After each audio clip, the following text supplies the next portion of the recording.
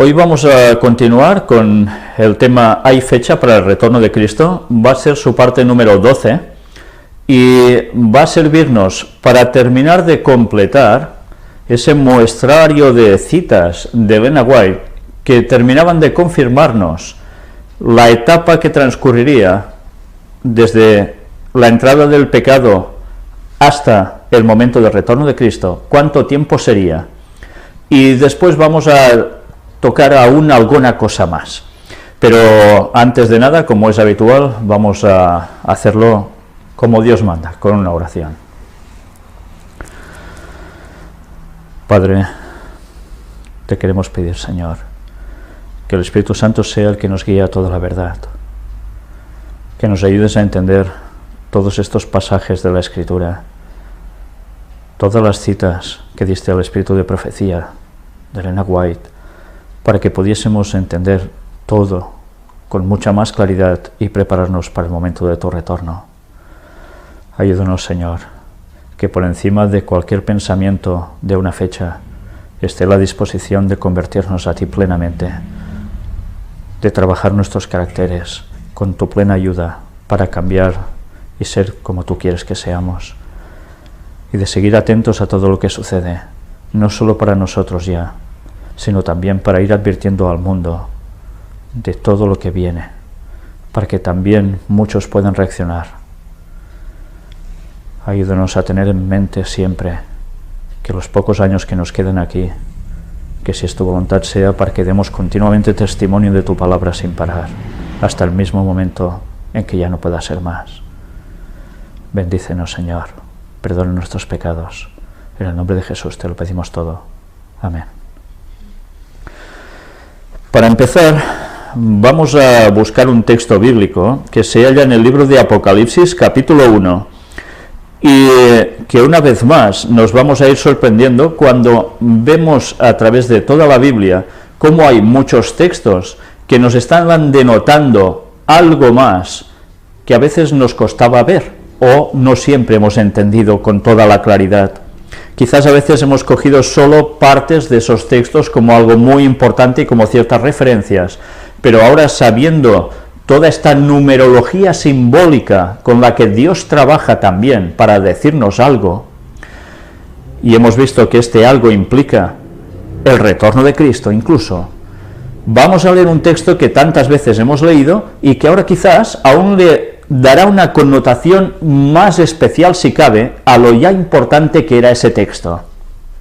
Como os he dicho, aparece en el libro La Revelación o el Apocalipsis de San Juan, capítulo 1, y vamos a leer versículos del 4 al 8. Juan, a las 7 iglesias que están en Asia. Gracia y paz a vosotros, del que es, y que era, y que ha de venir, y de los 7 espíritus que están delante de su trono, y de Jesucristo, el testigo fiel, el primogénito de los muertos, el soberano de los reyes de la tierra, al que nos amó y nos lavó de nuestros pecados con su sangre, y nos hizo reyes y sacerdotes para Dios, su Padre. A él sea gloria e imperio por los siglos de los siglos. Amén. He aquí que viene con las nubes, y todo ojo le verá, y los que le traspasaron, y todos los linajes de la tierra harán lamentación por él. Sí, amén. Yo soy el alfa y la omega, principio y fin, dice el Señor, el que es, y que era, y que ha de venir, el Todopoderoso. Mirad cómo aquí Juan está recibiendo una instrucción para un momento clave de la historia. Sí que nos habla de que hay 7 iglesias que están en Asia, y Juan está refiriéndose a ellas, escribiéndoles también a ellas. Pero mirad, ¿cuántas hay? 7. Claro que podía haber más, también podía haber menos. Él se dirige a las 7 iglesias que están en Asia. Pero además ya relaciona automáticamente todo esto con algo muy importante. Jesús, ese testigo fiel, ese primogénito de los muertos, que aquí ya nos damos cuenta que ser primogénito no quiere decir ser el primero siempre, sino algo más que esto. Ser primogénito de los muertos. ¿Jesús fue el primer muerto que resucitó? ¿Sí? ¿Lo fue? No, Moisés fue antes, ¿verdad? ¿Y por qué él es el primogénito de los muertos? Porque es el que tiene la preeminencia. Y esto es muy distinto. Por tanto, tengamos presente a veces ciertas interpretaciones de personas que desvían las cosas de lo que realmente el texto nos quiere decir. Pero era evidente que él debía tener la preeminencia absolutamente en todo. A tal punto que además dice que nos ama tanto que lava nuestros pecados con su sangre. Y todo esto, ¿a qué lo está vinculando? Dice, después de esto, y nos hizo reyes y sacerdotes para Dios, su Padre. Por tanto, gracias a la limpieza del sacrificio que Él hace en la cruz por nosotros, automáticamente, después ya sabemos que hay todo el proceso en el santuario celestial que debía ocurrir, pero todo esto nos está ligando a que nosotros podamos ser reyes y sacerdotes, por tanto estar al lado de Dios, haciendo las funciones que Él quiere que hagamos. Pero no queda todo así, sino que además vincula, y recordemos que empieza con este 7, vincula todo ello a que viene con las nubes. Por tanto, lo está vinculando con la segunda venida de Jesús. Y nos describe ese momento en que todo ojo le verá. Todo el que esté vivo lo va a ver cuando está viniendo. Pero no van a ser solo los vivos de ese momento. El texto pone algo más. Y los que le traspasaron. ¿Cómo puede ser? ¿Los que le traspasaron son los que lo crucificaron? ¿Los que lo estuvieron juzgando? Y si esas personas están muertas, ¿cómo van a verlo? Evidentemente aquí ya nos denota claramente que hay una resurrección sumamente significativa y especial, distinta a los muertos que van a ser salvos, y es a los que les traspasaron. A estos también habrá una resurrección de ellos, para ver que a quien crucificaron era Cristo, era el Mesías, era el mismo Creador, Redentor, y que viene como Salvador a buscarnos. Además, también pensemos que dice que todos los linajes de la tierra harán lamentación por él. Todos, lamentación. ¿Por qué se lamentarán? Bueno, ¿los salvos se van a lamentar? Difícilmente, ¿verdad? Quien se va a lamentar, evidentemente, nos lleva al terreno de los que no van a ser salvos. De todo el mundo va a haber personas que no van a ser salvas cuando Cristo venga, y recordemos los otros textos que piden a las rocas y a las peñas que caigan sobre ellos para no ver a Cristo. Mientras los salvos, ¿qué van a hacer? Los 144.000 salvos, ¿qué van a hacer? Regocijarse.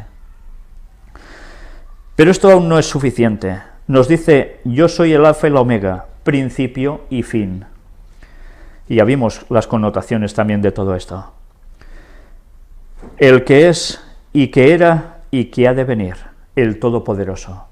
Mirad cómo a Jesús se le aplica como el título Todopoderoso. A veces se habla del Todopoderoso solo como si fuera Dios Padre. No, mirad, comparten los mismos atributos, es la divinidad. A tal punto que es una reafirmación de su divinidad eterna. Era, es, vendrá, y es una promesa, vendrá. ¿Y cuándo vendrá? Eso es lo que tanto anhelamos. ¿Cuándo vendrás? ¿Cuántos años han pasado de cristianismo donde la gente con fe se ha preguntado, ¿cuándo vendrás, Señor? Esperando terminar con este mundo que tantas pocas alegrías llega a dar muchas veces, ¿verdad? Pero también es cierto que nos ha hablado de los 7 espíritus que están delante de su trono. Mirad cómo nos está relacionando el número 7 con, que es, ya sabéis, perfección, ¿verdad? ¿Y quién es perfecto? Espíritus. El 7 como espíritus está denotando al Espíritu Santo con las 7 facultades, los 7 dones que tiene en especial y que aparecen también en textos bíblicos.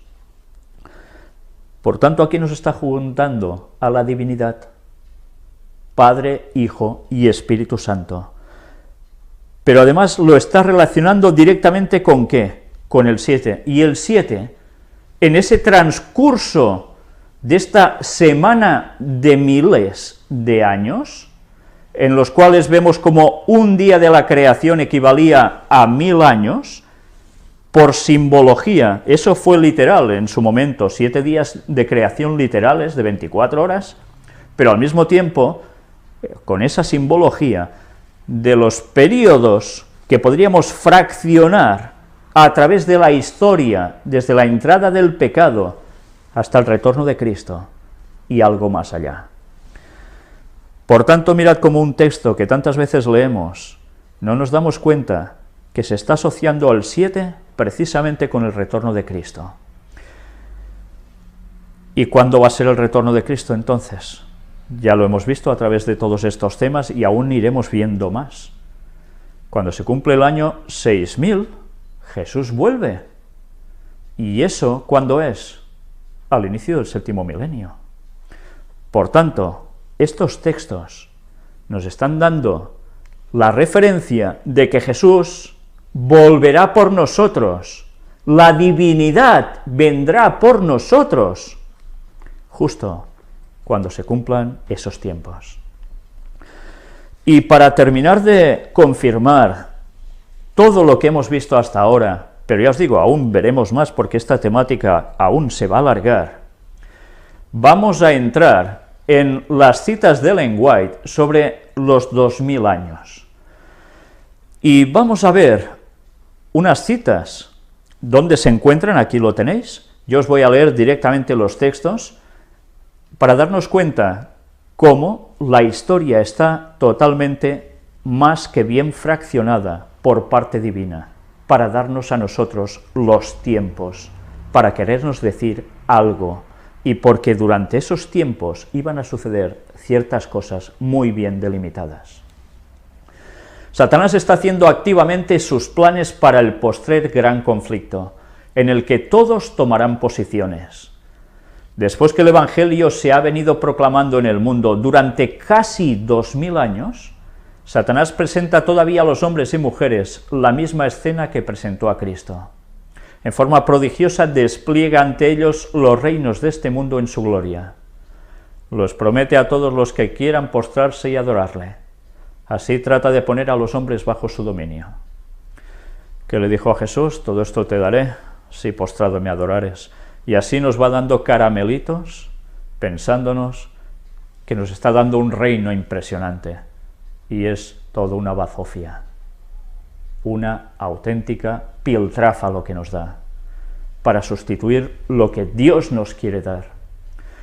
Pero mirad qué dice, cuando ella escribe, durante casi 2000 años. No dice 2000 años justos, ¿por qué? Porque en los tiempos de Ellen White, esos 2000 años aún no se cumplían, faltaban, cuando ella escribió esto, 100 y pico de años hasta nuestra época. Por tanto, aún quedaba un poco más hasta el retorno de Cristo. En el siguiente texto nos dice, alcance de la oración de Cristo.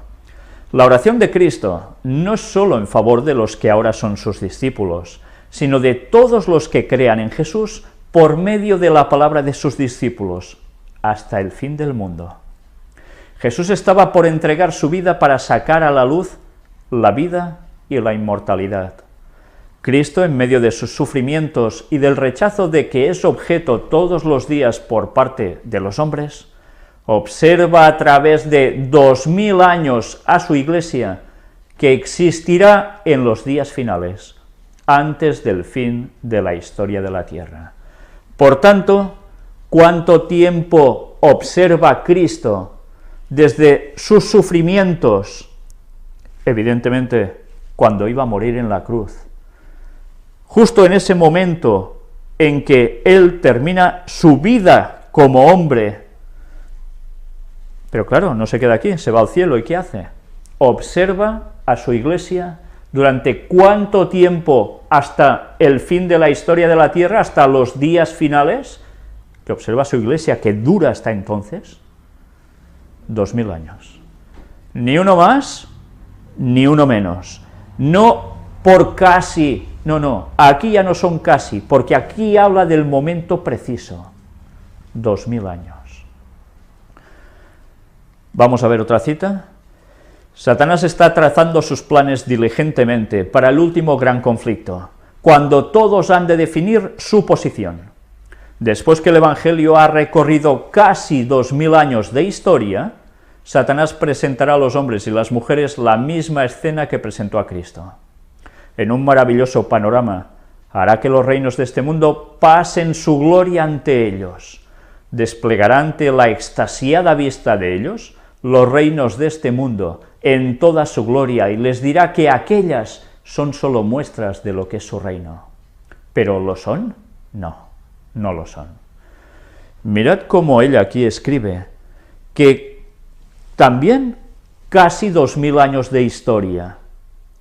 En su tiempo, cuando ella escribía, una vez más, aún faltaban unos años para cumplirse los 2000. Pero al mismo tiempo nos está dando un detalle buenísimo, que a veces no somos conscientes de lo que nos está diciendo en estas líneas. Satanás, ¿qué va a hacer? Va a simular la venida de Jesús. Y mirad hasta qué punto va a simular una inmensa gloria, que van a quedar todos extasiados, viendo el panorama que les muestra de su grandeza, de su reino, entre comillas. Todo el mundo va a caer, porque cuando Satanás venga, no vendrá haciendo el tonto, vendrá con una simulación de poder sobrenatural, con una gloria, que todo el mundo dirá, esto es una maravilla, y eso es lo que querrá instaurar momentáneamente en la tierra, cuando todo por un instante, por poco tiempo, va a parecer una maravilla, una balsa de aceite, aquí no se mueve nada, todo va fantástico. Poco tiempo va a durar eso, porque entonces caen las plagas y viene el fin. Pero ya veis, nos habla de 2000 años. Y mirad esta otra cita. Hace casi 2000 años se oyó en el cielo una voz de significado misterioso, que partiendo del trono de Dios decía, «He aquí yo vengo». Interesante, ¿eh? Muy interesante. Sacrificio y ofrenda no los quisiste, empero un cuerpo me has preparado. He aquí yo vengo. En el rollo del libro está escrito de mí, para hacer, oh Dios, tu voluntad. En estas palabras se anunció el cumplimiento del propósito que había estado oculto desde las edades eternas. Cristo estaba por visitar nuestro mundo y encarnarse. Él dice, un cuerpo me has preparado. Si hubiese aparecido con la gloria que tenía con el Padre antes que el mundo fuese, no podríamos haber soportado la luz de su presencia. A fin de que pudiésemos contemplarla y no ser destruidos, la manifestación de su gloria fue velada.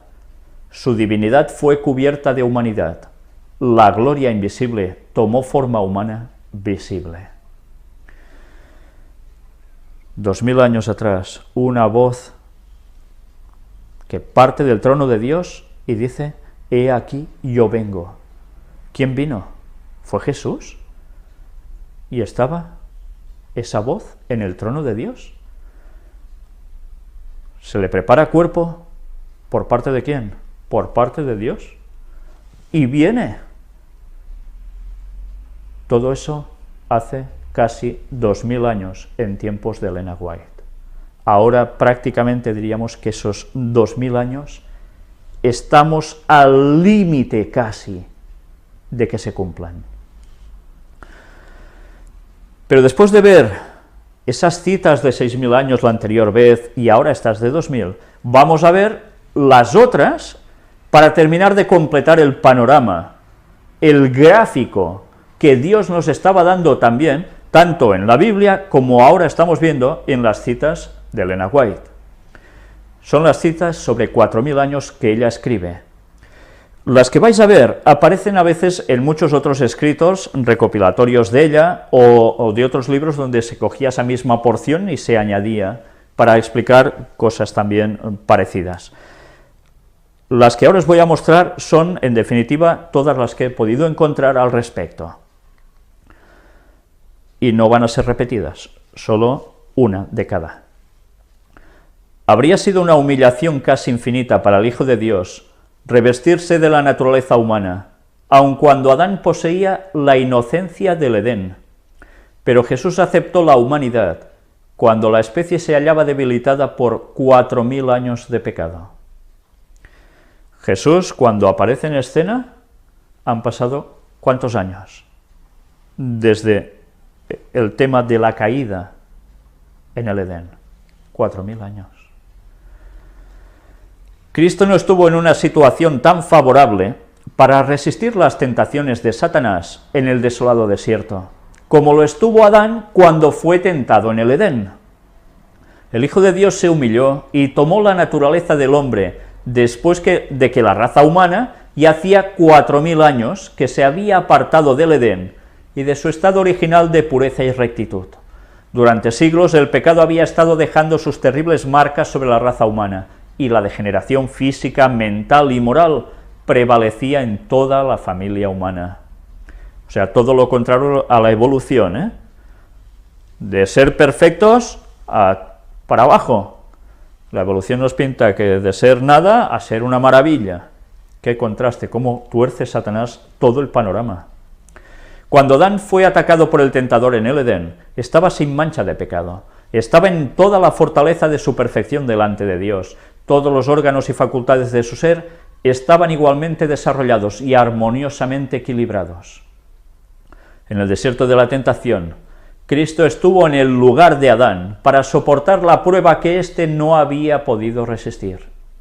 Aquí venció Cristo en lugar del pecador, 4000 años después de que Adán dio la espalda a la luz de su hogar, separada de la presencia de Dios, la familia. 4000 años de nuevo.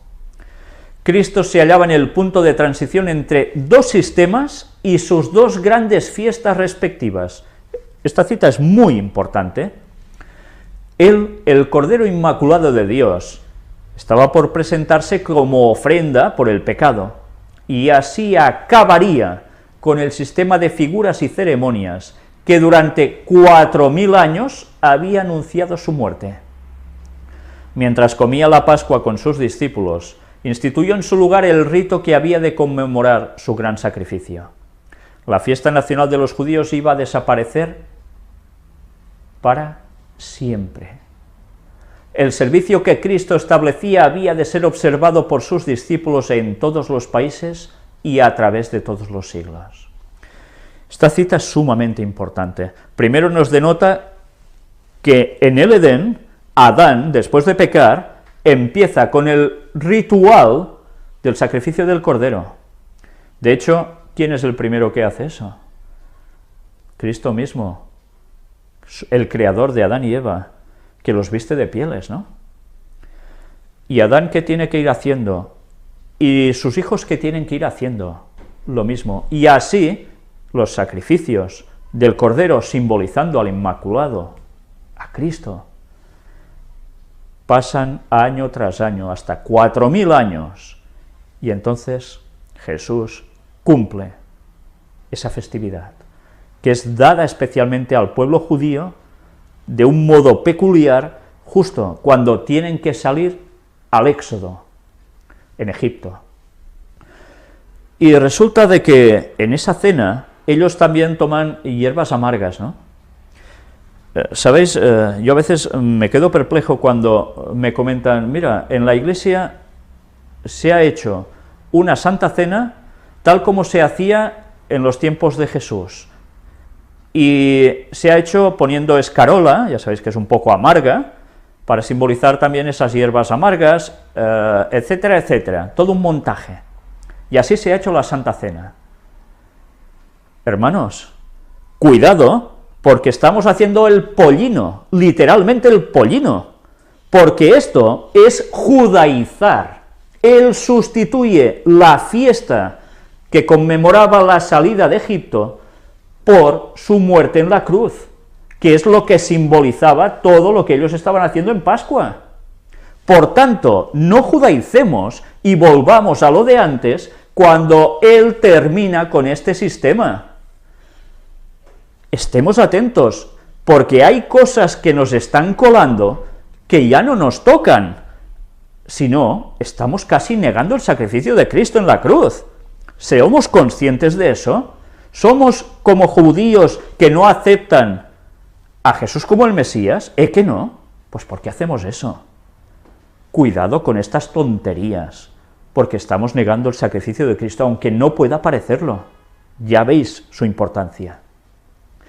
Pero volviendo a esto, nos damos cuenta que todo ese sistema de figuras y ceremonias que duraron 4000 años hasta el momento de la muerte de Cristo en la cruz, se acabó. A partir de ahora, nuestra festividad es la Santa Cena y el lavamiento de los pies. Pero no caer en cosas que los judíos aún han seguido haciendo años y años por no aceptar a Jesús como el Mesías. Y en esta otra cita nos dice, y San Pablo dice, si los muertos no resucitan, tampoco Cristo resucitó. Y si Cristo no resucitó, vuestra fe es vana, aún estáis en vuestros pecados. Entonces también los que murieron en Cristo perecieron. 1 Corintios 15, 16 al 18. Si desde hace 4000 años los justos al morir hubiesen ido directamente al cielo, ¿cómo habría podido decir San Pablo que si no hay resurrección, también los que murieron en Cristo perecieron? No habría necesidad de resurrección. Cita los 4000 años para decirnos esto, tachando de absurdo el razonamiento de que cuando uno se muere, automáticamente va al cielo. Es absurdo. Cualquier persona que razone un poco se da cuenta de la ilógica que algunas creencias que se dicen cristianas están utilizando en sus credos. Es contrario totalmente a la Escritura. Cuando uno muere, se queda aquí, no se va al cielo. ¿Por qué resurrección? ¿Por qué vendrá Cristo a resucitar a los muertos? Si ya están vivos en otras partes, ¿por qué otra vez hacerlos venir aquí para que resuciten? Qué bobada, ¿no? Pero ya veis, 4000 años. Durante 4000 años la familia humana había estado perdiendo fuerza física y mental, así como valor moral, y Cristo tomó sobre sí las flaquezas de la humanidad degenerada. Únicamente así podía rescatar al hombre de las profundidades de su degradación. Ya veis, él no vino como un ser perfecto como Adán, de unos 4 y pico metros de altura o más, no sé, un hombre inmenso, perfecto en todo su esplendor. Vino prácticamente como cualquiera de sus coetáneos, un poco mejor dotado, pero no una exageración. Satanás indujo a los hombres a pecar y el plan de la redención fue puesto en práctica. Durante 4000 años Cristo estuvo obrando para elevar al hombre y Satanás para arruinarlo y degradarlo. Y el universo celestial lo contempló todo. ¿El universo celestial nos está hablando solo de ángeles? No.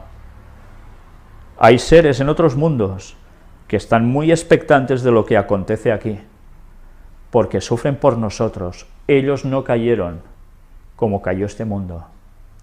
Pero ya veis, todo este proceso, 4000 años. Y mirad esta cita también. Satanás había tenido tanto éxito en engañar a los ángeles de Dios y en la caída del noble Adán, que pensó que tendría éxito en vencer a Cristo y en su humillación. O sea, en vencer a Cristo en su humillación. Como pensando, mira, como lo voy a humillar, entonces saltará, sacará su divinidad y ya está, ya he vencido yo, porque habrá aprovechado su divinidad para su bien. Por tanto, la ley humanamente no se podía cumplir. Y Satanás vencía, demostrando eso al universo. Eso pensaba él.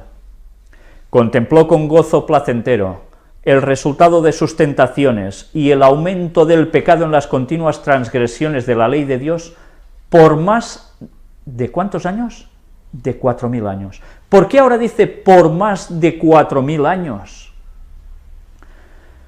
Más de 4000 años de transgresiones, porque los ángeles pecaron antes de la humanidad. Esto no lo escribe Elena White, lo he escrito yo, pero es para que veamos lo que nos está diciendo el texto.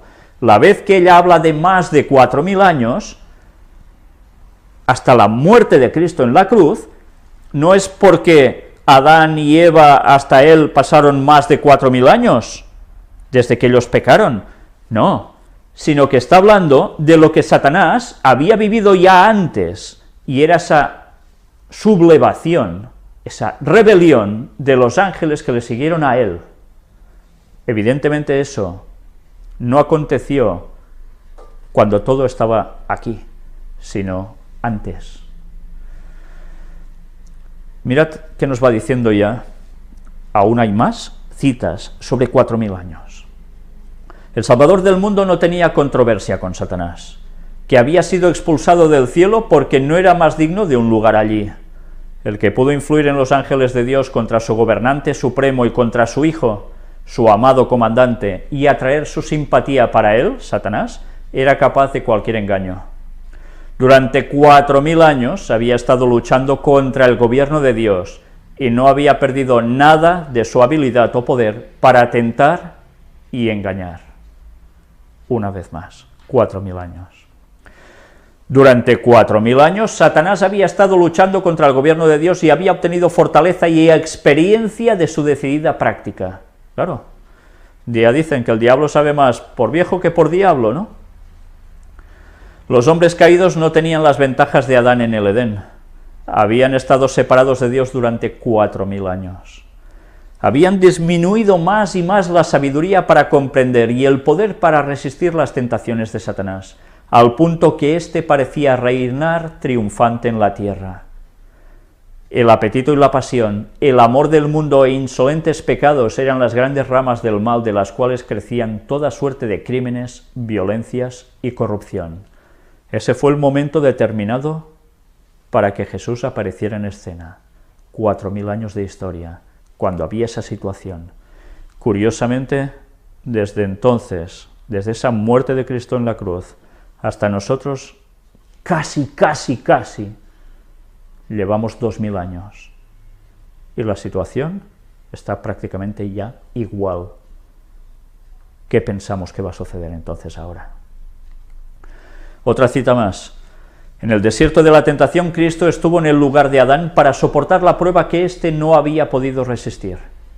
Aquí venció Cristo en lugar del pecador, 4000 años después de que Adán dio la espalda a la luz de su hogar. Separada de la presencia de Dios, la familia humana se había apartado cada vez más en cada generación sucesiva de la pureza, la sabiduría y los conocimientos originales que Adán poseyera en el Edén. Interesante, ¿eh? Hasta de los conocimientos originales. Cristo llevó los pecados y las debilidades de la raza humana tal como existían cuando vino a la tierra para ayudar al hombre. Con las debilidades del hombre caído sobre él, en favor de la raza humana había de soportar las tentaciones de Satanás en todos los puntos en los que pudiera ser atacado el hombre. Por tanto, recordemos también, hay la tentación máxima de Cristo, ¿y qué hace? ¿Él cede? No, Él no cede, Él resiste en ese desierto de la tentación. Ahí vence Él, y Satanás empieza ya a tener clara su sentencia, pero aún y así va a seguir luchando hasta el final. Otras citas. Por 4000 años, desde el momento en que se hizo la declaración a Adán de que la simiente de la mujer heriría la cabeza de la serpiente, Satanás ha estado planeando su forma de ataque. Mirad, ¿desde qué momento? Desde el momento de la caída en que Jesús les hace la promesa de lo que él haría cuando se encarnara en la tierra. ¿Qué contraste con este ser perfecto presentó el segundo Adán? al entrar en el desierto para hacer frente a Satanás sin ayuda. Por 4000 años la raza había estado disminuyendo en tamaño y fuerza física y deteriorándose en valor moral. Por 4000 años la raza había estado disminuyendo en tamaño y fuerza física y deteriorándose en valor, y a fin de elevar al hombre caído, Cristo debía alcanzarlo donde él estaba. ¿Tenemos claro? 4000 años por todas partes. Y esta otra. Él, Cristo, puso fin a los sacrificios que por 4000 años se habían ofrecido. Muere él en la cruz, tipo antitipo se encuentran con los sacrificios mandados por él mismo, a Adán y así sucesivamente, a toda la línea de Sem, todo su pueblo posteriormente. Llegan los 4000 años, Jesús muere en la cruz y ese ritual se acabó. Pero justo pasaron 4000 años desde la entrada del pecado en el Edén. Y ya hemos visto 4000 hasta ese momento y 2000 a partir de ese momento en la cruz hasta su regreso. ¿Cuántos años son eso en total? Evidentemente son 6000, ¿no? 4 y 2, 6. Eso lo sabe hasta un niño pequeñito, ¿verdad? Vamos ahora a una cita clave básica, de esas que ya veis que os lo pongo en colores, como decimos en catalán, llampants, que se ven enseguida, porque verdaderamente es una cita clave básica. ¿Sabéis? Cuando os digo esto, voy a haceros referencia a un libro, El conflicto de los siglos. Este libro que tenéis en pantalla y que yo os estoy mostrando, es un libro que muchísimos adventistas tienen, y mucha otra gente que también, sin ser adventistas, lo han conseguido o se lo ha dado un adventista, y tantas veces nos lo hemos podido leer, o no, porque cada vez es más difícil leerse un libro, parece ser, sobre todo cuando tiene un poco de grosor, como es este, por más interesante que sea. Y vamos a ir, precisamente, de este libro a esta página, que veis aquí en pantalla. Es un diagrama que en el libro tradicional en español de la Biblioteca del Hogar Cristiano, ya veis esas tapas granates, amarronadas, dependiendo. Si vamos a la página 374, es la que tenéis aquí delante.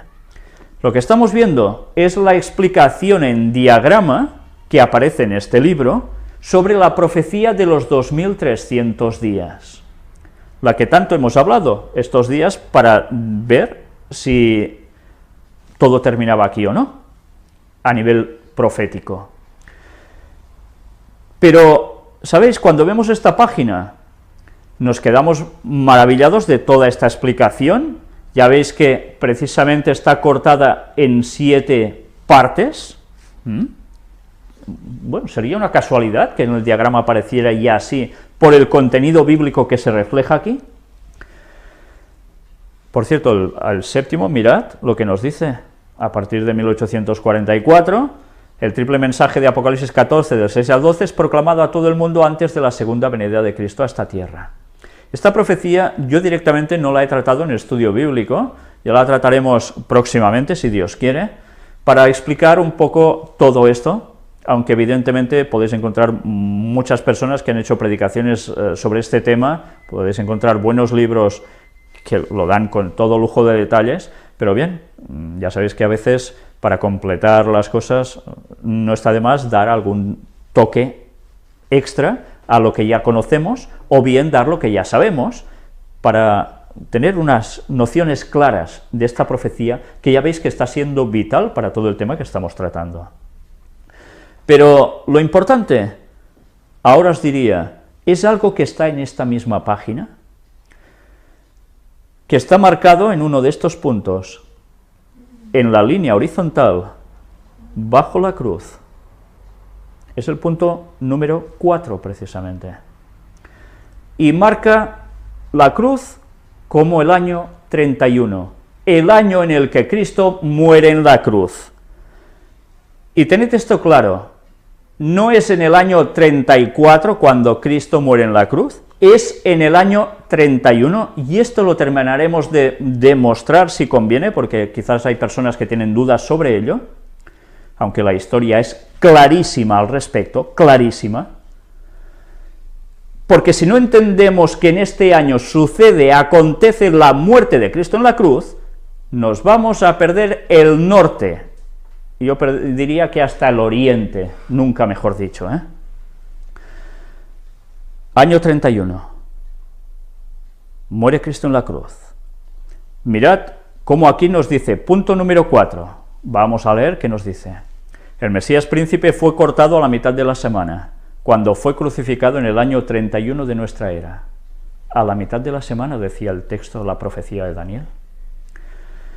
Todo lo otro no os lo voy a contar ahora, en su momento lo haremos, pero quisiera leeros la parte de abajo directamente, donde dice los 2300 días.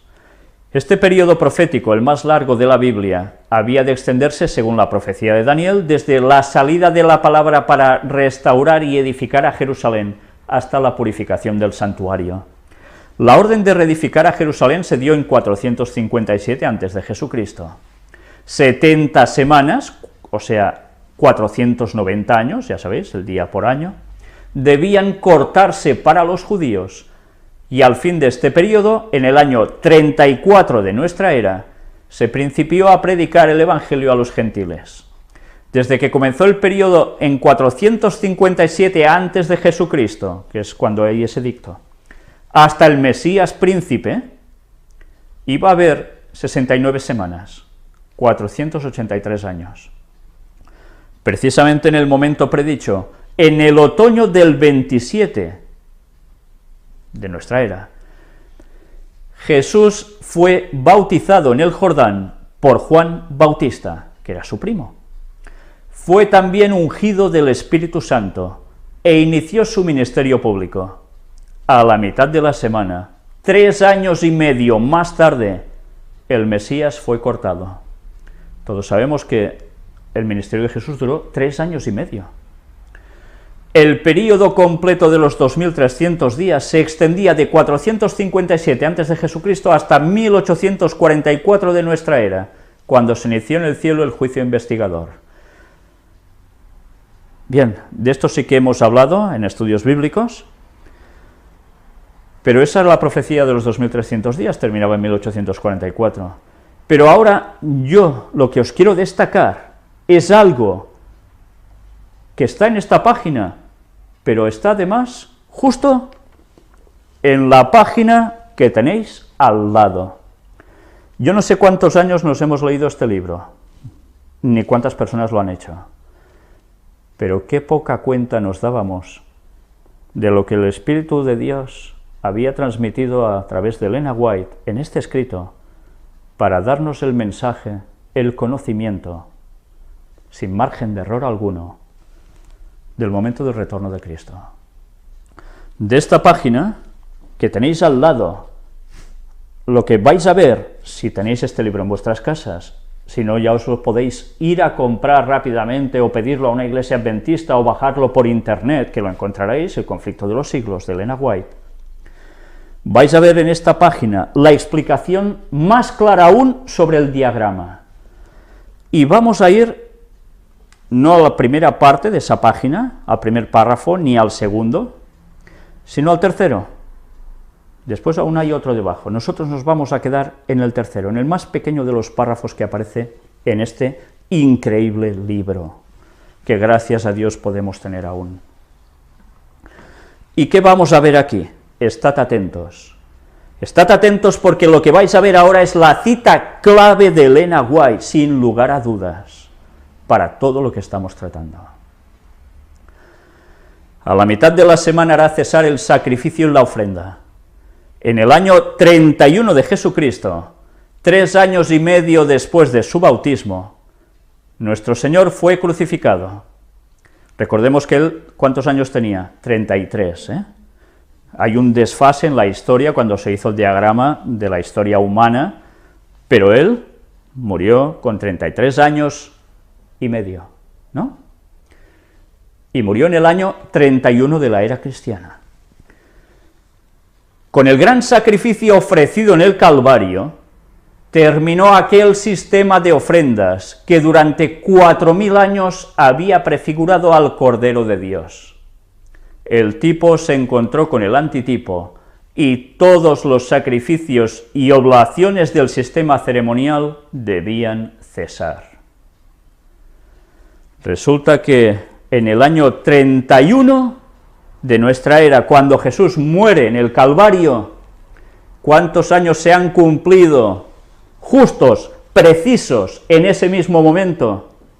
Desde la entrada del pecado, el principio del proceso de sacrificar el Cordero simbolizando al Mesías que vendría y moriría en la cruz. 4000 años justos desde ese momento hasta su muerte en la cruz. Y si son 6000 años de historia de la humanidad justos y precisos, si en el año 31 habían pasado 4000 años, ¿cuándo vuelve Jesús? Yo no me estoy inventando nada. Esto lo está diciendo Dios a través de la pluma de Elena White. Adventistas, que no queráis pensar en que puede haber fecha para el retorno de Cristo. ¿Creéis en Elena White o no creéis en Elena White? ¿Creéis en la historia o no creéis en la historia bíblica? Algunos podrán decir, bueno, es que no es seguro que fuera en esta época. ¿Que no es seguro? Hay todos los indicios que queráis al respecto. Pero además, algunos podrán decir, es que no sabemos el momento exacto en que hubo la transgresión de Adán y Eva. Algunos creen que hasta fue un mito, que no existieron.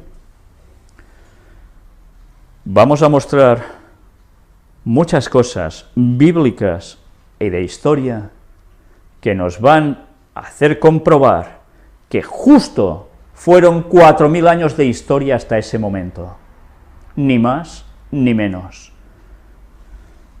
Por tanto, sobre todo ahora me dirijo a adventistas.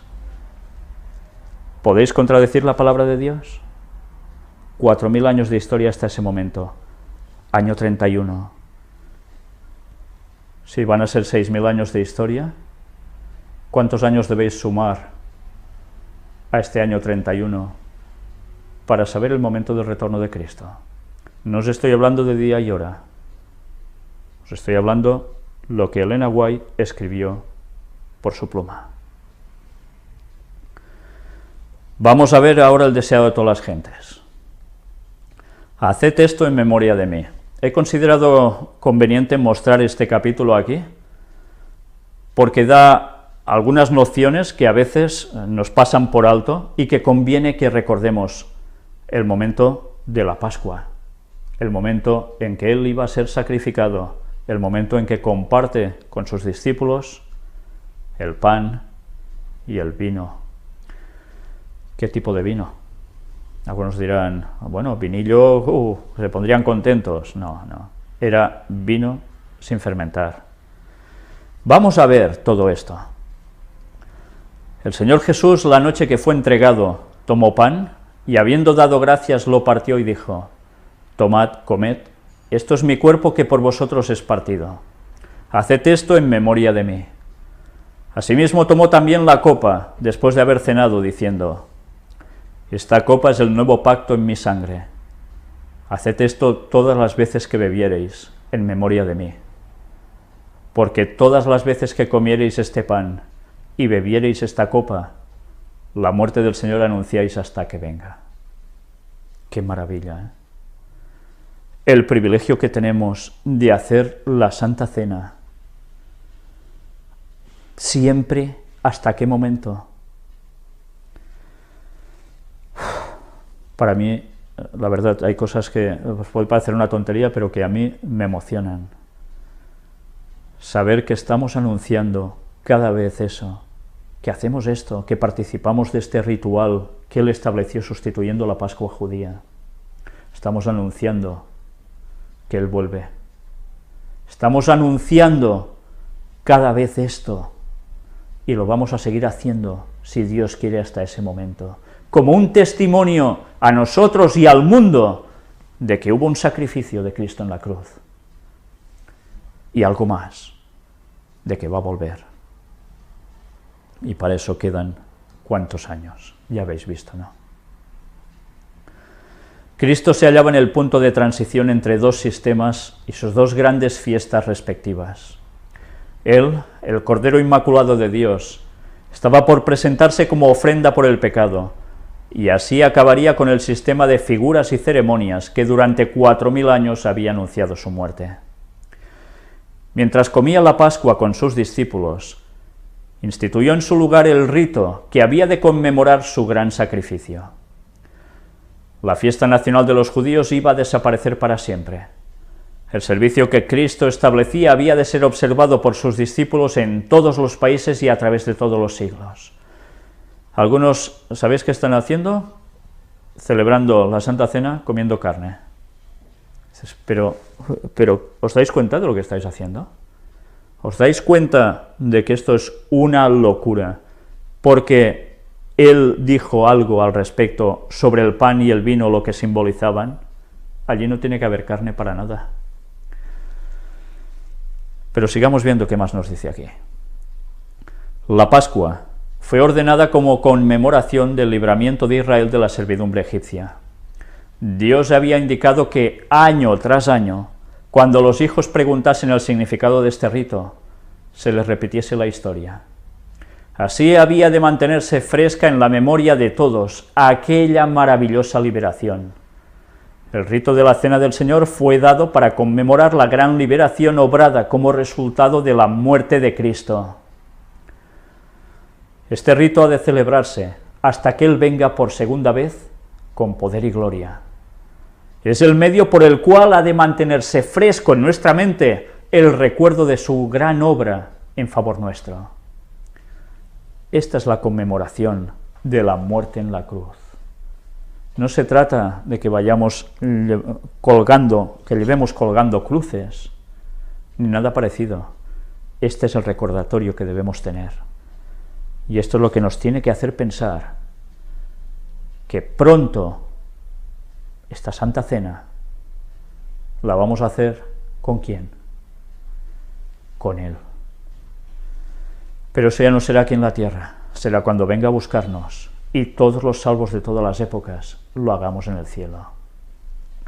Pero sigamos viendo qué más nos dice aquí. En ocasión de su liberación de Egipto, los hijos de Israel comieron la cena de Pascua de pie, con los lomos ceñidos, con el bordón en la mano, listos para el viaje. ¿Ya veis por qué tenía que ser así? La manera en que celebraban este rito armonizaba con su condición, porque estaban por ser arrojados del país de Egipto e iban a empezar un viaje penoso y difícil a través del desierto. Pero en el tiempo de Cristo las condiciones habían cambiado. Ya era otra historia, nunca mejor dicho. Ya no estaban por ser arrojados de un país extraño, sino que moraban en su propia tierra. En armonía con el reposo que les había sido dado, el pueblo tomaba entonces la cena pascual en posición recostada. Mirad que se les había dado reposo. ¿Recordáis cómo hay un texto en Hebreos que dice, no entraréis en mi reposo? Y ahora esto debe hacer pensar a muchos que no guardan el sábado porque ya hemos entrado en su reposo. Cuidado, ellos entraron en ese reposo y no guardaban el sábado. Sí, porque nosotros hemos de ser distintos. Cuando el sábado es para siempre, es perpetuo. Cuidado con lo que hacemos, porque nos estamos jugando la salvación y no son bromas. Se colocaban canapés en derredor de la mesa, y los huéspedes descansaban en ellos, apoyándose en el brazo izquierdo y teniendo la mano derecha libre para manejar la comida.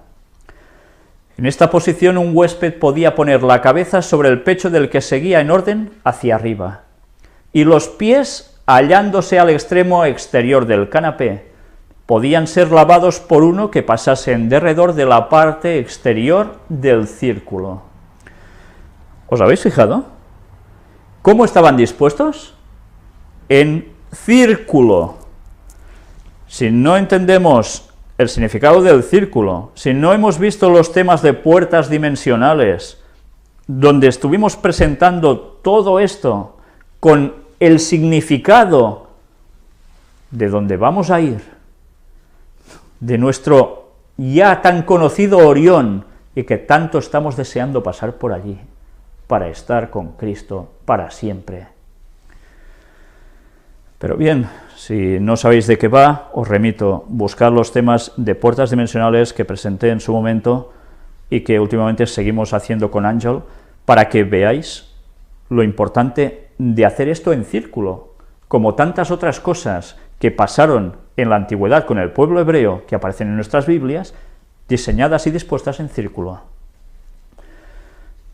Que evidentemente Satanás, como era de esperar, hacía su plagio, y que hacía también en cosas de satanismo, cerrar las cosas con círculo, estrellas de 5 puntas, a veces de 6, con velas, etcétera, etcétera, para hacer sacrificios, invocar a demonios, abrir puertas dimensionales, ¿entendéis?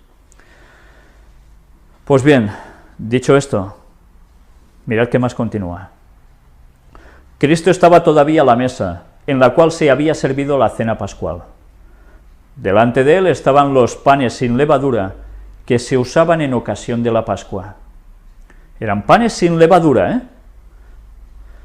El vino de la Pascua, exento de toda fermentación, estaba sobre la mesa. O sea que no tenía alcohol para nada. Y el pan no estaba leudado. Por tanto, no crecía. El vino de la Pascua era sin alcohol, lo que ahora se conoce más como mosto, quizás, ¿no?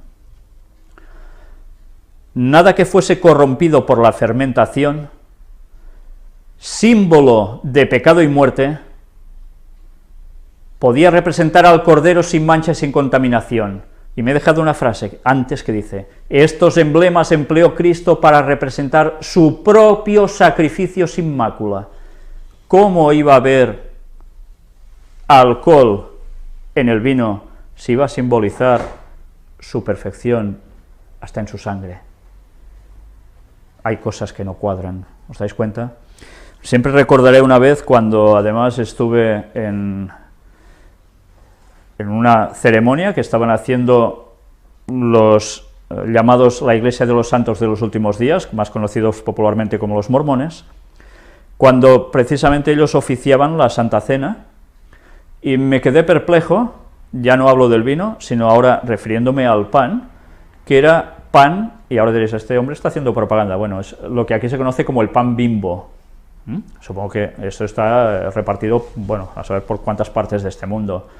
Es un pan de molde, muy flojo, grande. Esto era el modo ideal de representar a Cristo sin mácula, sin fermentación, sin levadura, que ya vimos que por los textos bíblicos se refería al pecado. Si representaba a Jesús tenía que ser algo sin leudar, porque fue hecho rápido cuando salieron de Egipto, porque se tenían que ir deprisa, y si no había levadura, el pan crecía, no, quedaba como una torta, una cosa plana. Ese es el pan que ellos comían, ese es el pan que debe ser utilizado en la Santa Cena, y el mosto, evidentemente. Por tanto, recordemos que cuando hacemos ese ritual, estamos conmemorando la muerte de Cristo, su sacrificio por nosotros, y que debemos seguir haciendo esto en memoria de que Él volverá a buscarnos hasta el día en que lo haga, y después lo haremos con Él y todos los redimidos en el cielo.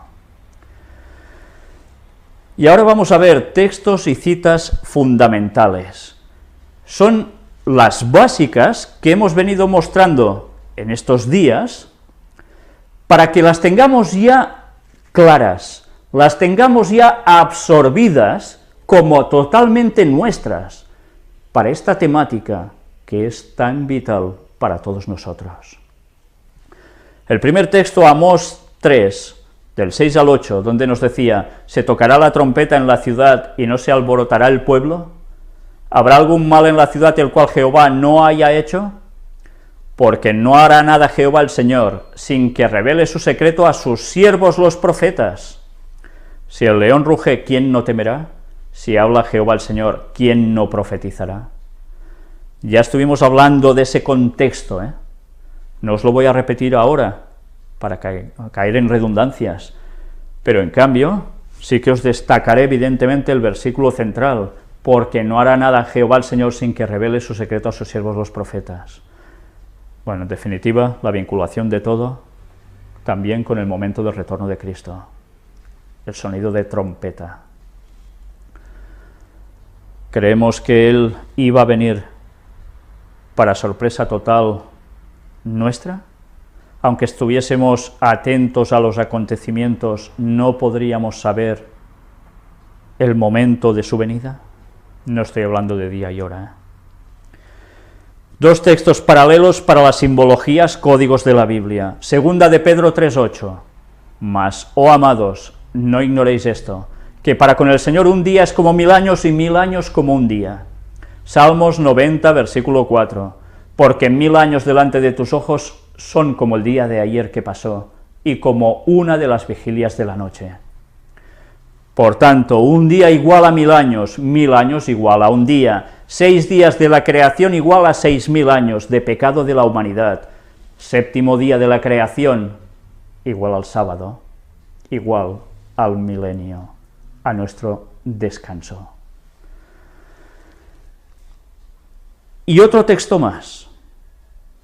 En el tercer juicio sobre el mundo, la segunda venida de Jesús, ¿nos advirtió Dios también de un tiempo definido para ese momento?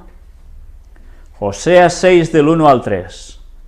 Venid y volvamos a Jehová, porque Él arrebató y nos curará, hirió y nos vendará. Nos dará vida después de 2 días, en el tercer día nos resucitará y viviremos delante de Él. Y conoceremos, y proseguiremos en conocer a Jehová, como el alba está dispuesta a su salida, y vendrá a nosotros como la lluvia tardía y temprana a la tierra. Todos los otros textos han sido ampliamente comentados, pero son textos claves que nadie puede debatiros de todo lo que hemos estado presentando hasta ahora, cómo van ligados precisamente, muy directamente, al momento del retorno de Cristo. Este texto no lo vamos a comentar ahora aún. Recordemos también esta cita, una palabra a la manada pequeña. Con respecto al tiempo en que Cristo viene, Él dice en Marcos 13:32, pero de aquel día y de la hora nadie sabe, ni aun los ángeles que están en el cielo, ni el Hijo, sino el Padre. Muchos creen que este pasaje prueba que los hombres nunca van a saber la hora, pero si prueba esto, también prueba que el Hijo de Dios mismo nunca sabrá la hora, porque el pasaje declara precisamente lo mismo acerca de Él, que con respecto a los ángeles y a los hombres. Pero, ¿puede alguna persona creer que nuestro glorioso Señor, a quien todo el poder en el cielo y en la tierra ha sido dado, ignora y seguirá ignorante concerniente a la hora, hasta el mismo momento en que Él venga a juzgar al mundo? Si no es así, entonces ciertamente este texto no prueba que a los hombres no se les puede dar a entender la hora. Una antigua versión inglesa del pasaje dice, pero del día y la hora nadie sabe, ni aun los ángeles de los cielos, sino mi Padre solo. Estamos recordando, a modo de resumen, lo más esencial que debemos tener presente cuando hablemos de estos temas. Si Cristo es Dios, ¿cómo no va a saber Él la hora? Y aquí, una vez más, haciendo referencia a un personaje que aparece en el conflicto de los siglos.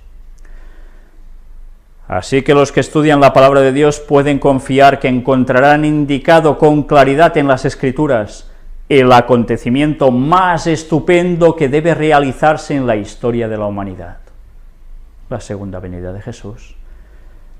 Elena White nos lo estaba diciendo, y lo hemos visto hoy en la cita del conflicto de los siglos del año 31. Más claro podía ser. Somos nosotros que no nos enterábamos, pero eso estaba allí con toda su claridad. Pero mirad que además dice, así que los que estudian la palabra de Dios pueden confiar que encontrarán indicado con claridad en las Escrituras el acontecimiento. Por tanto, en las Escrituras, este acontecimiento, que es el más estupendo que debe pasarnos para todos los humanos en toda la historia, está reflejado en la Biblia. Y lo estamos viendo en los textos que hemos estado mostrando, en estos 3 últimos temas, que hemos hecho una recopilación de textos bíblicos que habían aparecido, que nosotros habíamos comentado, tanto en Puertas Dimensionales como en el tercer Elías, como además todo lo que venimos presentando ahora. Todo nos decía, 6000 años de historia, matemáticos, y vuelve Jesús a buscarnos. Y ya habéis visto cuándo va a ser eso. Aquí, aún hablando sobre Wolf, nos recuerda esto. Wolf creía inminente la venida del Señor. Según su interpretación de los períodos proféticos, la gran consumación debía verificarse en fecha no muy diferente de la señalada por Miller. A los que se fundaban en el pasaje del día y hora nadie sabe, para afirmar que nadie podía saber nada respecto a la proximidad del advenimiento, Wolf les contestaba: ¿dijo el Señor que el día y la hora no se sabrían jamás? ¿No nos dio señales de los tiempos para que reconociéramos siquiera la proximidad de su venida, como se reconoce la cercanía del estío por la higuera cuando brotan sus hojas? No conoceremos jamás ese tiempo cuando Él mismo nos exhortó no solo a leer la profecía de Daniel, sino también a comprenderla. Y es precisamente en Daniel donde se dice que las palabras serían selladas hasta el tiempo del fin, lo que era el caso en su tiempo, y que muchos correrán de aquí para allá, expresión hebraica que significa observar y pensar en el tiempo, y la ciencia respecto a ese tiempo será aumentada, cita Daniel 12:4. Además, nuestro Señor no dice que la proximidad del tiempo no será conocida, sino que nadie sabe con exactitud el día ni la hora. Dice que se sabrá bastante por las señales de los tiempos, para inducirnos a que nos preparemos para su venida, así como Noé preparó el arca. Y ya vimos que Noé la preparó, diciendo: os quedan 120 años. Dios se lo mostró, y Él lo anunció. Y nosotros no vamos a anunciar: os quedan tantos X años. Por favor, ¿cómo no vamos a hacer eso? Además de ver las señales de los tiempos y mostrárselos, para que vean que lo que estamos diciendo no son bromas, todo acontece como estaba profetizado. Creemos que el momento del retorno de Cristo, que está escrito cuándo va a ser justo, va a ser otro, es una falsedad. No podemos hacer risa, ¿verdad? Aquí hay algo que debemos tener en cuenta. Mirad cómo cuando Wolf escribe esto, hace una especificación muy interesante, que nosotros vamos a tratar en la próxima temática. Muchos correrán de aquí para allá. Expresión hebraica, que significa observar y pensar en el tiempo. Claro, nosotros ¿cómo lo cogemos enseguida? Bueno, todos van arriba y abajo, se desplazan tan rápidamente con los medios de transporte que hay, etcétera, etcétera. Pero es más que eso. Es una expresión hebraica que significa observar y pensar en el tiempo. Por tanto, ¿qué debemos hacer nosotros? Lo mismo, observar y pensar en el tiempo. Pero además, por si fuera poco, hemos de ver qué significa el día y la hora como expresión hebraica. Ya veis que con el paso de los años, y al dejar algunos los planteamientos judíos, pasan los años, pasan las generaciones, y las frases, para nosotros, quizás cogen una connotación que realmente no querían decir en el original hebreo para su época. Deberemos ver qué quería decir para los judíos la expresión día y hora que Cristo utilizó. Porque hay cosas que debemos saber, y no podemos decir: ah, no, es que esto no está especificado en la Biblia. Las expresiones hebraicas forman parte, para comprender los textos, darnos una riqueza aún más abundante de conocimiento, y Dios quiere transmitirlo. ¿Nos vamos a negar a su conocimiento? Pues deberemos saber esas cosas para poder terminar de dar más argumentos para ver con claridad que hay el momento del retorno de Cristo muy bien definido en las Escrituras. La cita clave de hoy que me gustaría que os quedase en vuestras mentes para siempre. A la mitad de la semana hará cesar el sacrificio y la ofrenda. En el año 31 de Jesucristo, 3 años y medio después de su bautismo, nuestro Señor fue crucificado. Con el gran sacrificio ofrecido en el Calvario terminó aquel sistema de ofrendas que durante 4000 años había prefigurado al Cordero de Dios. El tipo se encontró con el antitipo y todos los sacrificios y oblaciones del sistema ceremonial debían cesar definitivamente. Tengamos esto en mente. ¿Creéis que Elena White mentía cuando escribía? ¿Creéis que no es inspirada por Dios? Si a través de todas las temáticas que un servidor ha presentado, no habéis visto aún cómo esta señora fue totalmente profeta de Dios, ya no sé qué más mostraros para que lo entendáis. Pero rechazar cuando Dios levanta a un profeta es rechazar la palabra de Dios, es rechazar lo que Dios quiere para nosotros. Ella escribió en el año 31, y además la historia nos corrobora que realmente en el año 31 Jesús muere en la cruz. Si hasta entonces pasaron 4000 años, y vamos a demostrarlo por genealogías y demás, ¿qué cálculo más hemos de hacer? Entrada del pecado en Edén, 4000 años, muerte de Cristo en la cruz, año 31 de la era común, de la era cristiana, es el momento de la crucifixión de Cristo. 2000 años más después de la crucifixión de Cristo, que fue en el año 31, nos lleva hasta el momento de la segunda venida de Jesús. 31 años, más 2000 años que faltaban aún por cumplir desde ese momento. ¿Sabéis sumar, verdad? Creo que sí, que hasta un niño de 3-4 años os podrá hacer esa suma. ¿Creéis que esto es una mentira que un loco se ha inventado? ¿O creéis que Dios nos lo ha mostrado con una claridad meridiana y nosotros no nos habíamos enterado? Queda muy poco para ese momento. Hoy, ¿qué año es? ¿2014? Sí, ¿no? ¿Cuántos años nos quedan para ese evento? ¿Nos estamos preparando para ello? ¿Nos preparamos día a día para dar el mensaje de amonestación a la gente de que todo está aconteciendo tal como estaba profetizado y de que el momento de su venida es tan y tan cercano? Quiere decir esto que en breve todo se va a regirar, todo va a ser realmente duro y caótico. ¿Vamos a dar este mensaje a la gente o nos vamos a callar? ¿Sabéis qué responsabilidad es esto? Si callamos, negamos la palabra de Dios. Si callamos, no damos el mensaje, y la sangre de los que van a perecer, Dios la va a pedir de nosotros. ¿Sabéis? Hemos de tener presente de que todo el mundo sabe sumar, y que todo el mundo puede llegar a través de todo lo presentado hasta ahora a una deducción muy, pero que muy simple, que todo el mundo puede entender.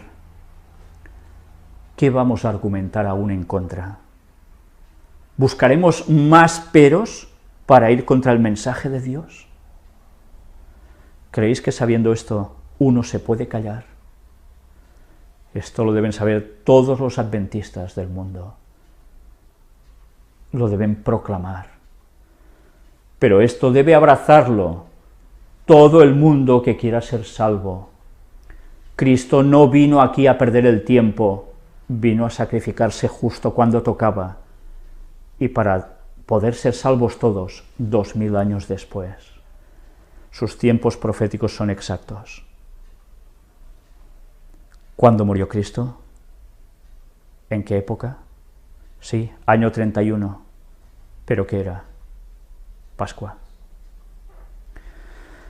Bien, pues aún hablaremos más sobre todo esto, pero me gustaría que este diagrama y estos números, todos los tuvierais presentes en vuestra cabeza para siempre más.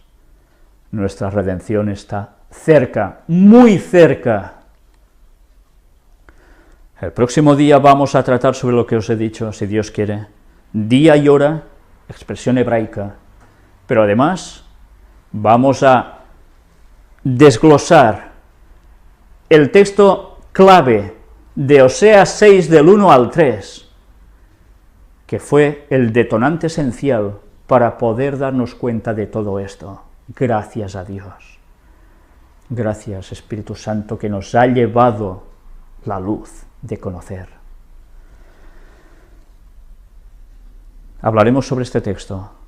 Vamos a ver paralelismos que ya estuvimos mostrando en otros lugares, en otras temáticas, que nos van a denotar que ese texto es tan clave para saber discernir el momento del retorno de Cristo. Pero bien, orad por favor, para que todos seamos humildes, que nos demos cuenta, y si estábamos equivocados, cambiemos, y que nos preparemos. No sabemos si vamos a llegar nosotros vivos a ese año. Yo no lo sé. Yo se lo pido a Dios, pero no sé si me va a conceder ser de los 144.000. Lo quiero procurar. Pero procurémoslo todos. Todos. Dios ya decidirá lo que mejor nos convenga. Pero preparémonos, porque si no llegamos a ese momento, nos hemos muerto antes, moramos en la fe de la venida del Hijo de Dios. Y recordemos que, como Lena White escribe, antes de su retorno, la gente que ha estado predicando sobre la segunda venida de Jesús y ha muerto antes de ese momento, va a resucitar también especialmente, conmemorando a esas primicias que Cristo se llevó con él cuando él resucitó al cielo. Estos van a levantarse y van a ver ese momento, junto a los vivos. Que Dios decida por nosotros si hemos de estar con los vivos o muertos en el momento de su retorno, pero que sea como sea, nosotros trabajemos para perfeccionar nuestro carácter aquí plenamente con su ayuda, para poder estar con él para siempre, justo en el año 6000, cuando empieza el 7º milenio. Vamos a terminar, una vez más, con una oración. Padre, te queremos pedir, Señor, que tú nos ayudes a cambiar, a rectificar todo lo que hacemos mal en nuestras vidas, que nos ayudes a buscar la perfección para poder ser de los 144.000, pero también a que nos ayudes a que caigan nuestros preconceptos, nuestros prejuicios, nuestras ideas que teníamos tan fijamente puestas para determinar la verdad que tú nos quieres mostrar. Ayúdanos, Señor, a ser humildes, a reconocer que necesitábamos más luz y aún la necesitamos. Pero te damos gracias por este mensaje que nos das una alegría impresionante, tremenda, maravillosa, para saber ya que ese momento está muy cercano, que nos quedan pocos años para aguantar aquí y después vienes a buscarnos. Muchas personas han vivido con esa esperanza y no lo han podido ver. Ojalá, si es tu voluntad, podamos estar de pie viendo ese momento y poder ir al cielo contigo a través de Orión, Señor, con todos los redimidos de todas las épocas por las que Cristo murió por nosotros. Bendícenos, Señor. Danos conocimiento y ayúdanos a no rechazarlo jamás, porque no queremos entrar en ese texto donde dice que mi pueblo se perdió por falta de conocimiento, por haber rechazado el conocimiento. Mi pueblo se perdió. Ayúdanos a abrazarlo, Señor, y a predicarlo. En el nombre de Jesús te lo pedimos, por su preciosa sangre. Amén.